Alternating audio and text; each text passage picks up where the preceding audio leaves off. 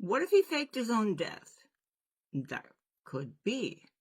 Last night I was watching a movie where this guy, this really rich guy, wanted to transfer his soul into a younger body because his old self was sick.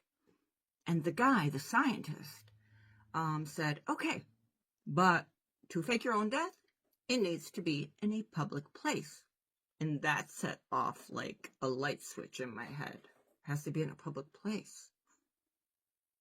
What about the Charlie Kirk situation? So I started going over things in my head. Right? Charlie starts taking a stance that was a little bit distancing himself from Israel. Then he interviewed certain people that were against Israel, and apparently that pissed off a lot of people.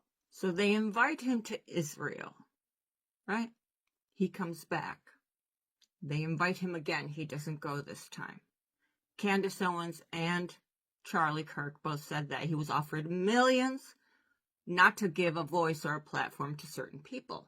No. In the meantime, Charlie Kirk was said to be a future presidential candidate. So if he's a future presidential candidate, you can only imagine him slipping through your hands, how that would be a problem. So we get to the day he was shot.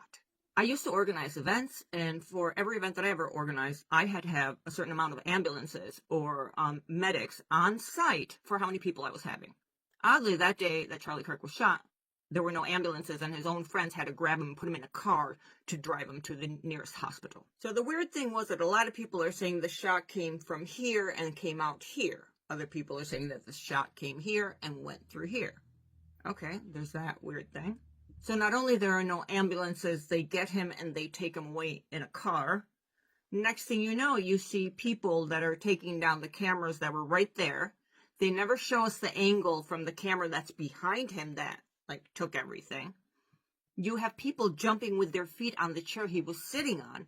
Literally, this is tampering with the crime scene.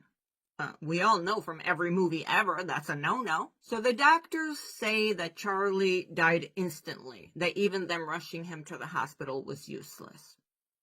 Okay. Next thing you know, it seems like it's this professional sniper that took this amazing shot from on top of a roof, right? But then all of a sudden we start finding evidence. The rifle was in a towel, this, that, evidence here, evidence there. All of these things. That was like, well, if he was a pro, this is rookie mistakes. So there's that. Then the financier, one of the biggest donors to Turning Point, donates $1 million to whoever can find who did this. All of a sudden, Father of the Year decides to turn his own son into the police. Which is weird if we kind of look at it, but okay. So this guy turns in his son to the police, and he gets the $1 million reward. The kid doesn't admit to doing it, so there's no admission. I don't understand how you can turn yourself in, but you don't admit to the crime. Next thing you know, we find out that there are text messages between him and the live-in boyfriend that's a transgender kid named Lance. These text messages look like it's an essay, perfectly written out in coherent writing, punctuation. It's just not Gen Z lingo, so there's that. But these text messages are arranged in a way that it almost sounds like this Tyler kid wants to cover up for anyone that could have helped him, right? That's a possibility. Next thing you know, the police saying that this Lance kid is cooperating. All families, everybody's cooperating. The odd thing is you don't see any news crews on site at their houses stalking them like they usually do. Serial killers, Octomom, anyone. Gypsy Road, Blanchard, you name it. Journalists are there in front of you and they're stalking you. These people, no. Not a camera crew in sight. No one is interviewing them. No. Another thing that I found weird, none of these people have regular socials. It's weird. They don't have normal social media. Okay. So they announced Kirk did. When they asked Trump about it, his reaction was to turn around and talk about the construction of the ballroom at the White House. That was weird considering that they were friends. I found that to be odd. Because usually Trump is more emotional toward these things, especially since they had the attempt on him. I want to remind you of the movie. If you have to fake your own death, do it in a public place. Just keep on, remember this phrase from the movie. Then you have Candace Owens that's coming out saying that she has sources that are telling her that at the apartment the week before the assassination, this Tyler and Lance had a whole bunch of cars that were going back and forth from their house. This is all alleged. Candace Owens made videos about it. Then Charlie Kirk's pastor comes out and says everything that Candace Owens is saying is not true, that we're all conspiracy theorists. Okay, but if that's the case, then why didn't Erica Kirk tell Candace, hey, back off, shut the fuck up? You know what I mean? No, they're friends. They have their phone numbers.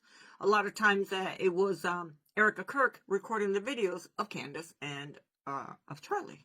So that didn't happen. She didn't say back off. She did nothing. She's okay with whatever Candace is saying. So there's that. Next thing you know, Netanyahu comes out and does 2 public announcements saying we had nothing to do with Charlie Kirk passing away. That's weird. Since when does the leader of a nation come out to address a rumor on social media?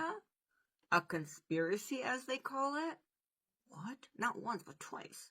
So then we dig into what was going on with Charlie, and he had made it clear, Candace Owens confirms this, that they had offered him money to keep certain people off of his platform. Like, don't talk about this, don't talk about that.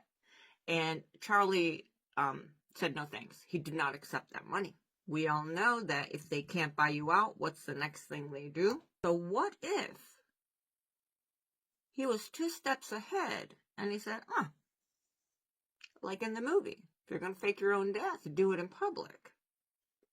And the last weird thing that I'm going to tell you about is that if you see one of the pictures of Tyler Robinson, one of the regular pictures that they provided, in the TV, in one of the frames, there's an island. If you go and look at what this island is, it has a place there called Valhalla. Rewind. Cash, the FBI director, made a public announcement for Charlie Kirk. And he says, I love you and miss you, blah, blah, blah. I'll see you in Valhalla. Now, in Norse mythology, Valhalla is like heaven, right? But hold on a second. Charlie and Cash are not pagans. Charlie is a Christian. He follows Jesus. So why would he say, see you in Valhalla? And then the Tyler Robinson kid has that. Dude. So I'm going to leave you with the quote from the movie. If you're going to fake your own death, do it in a public place.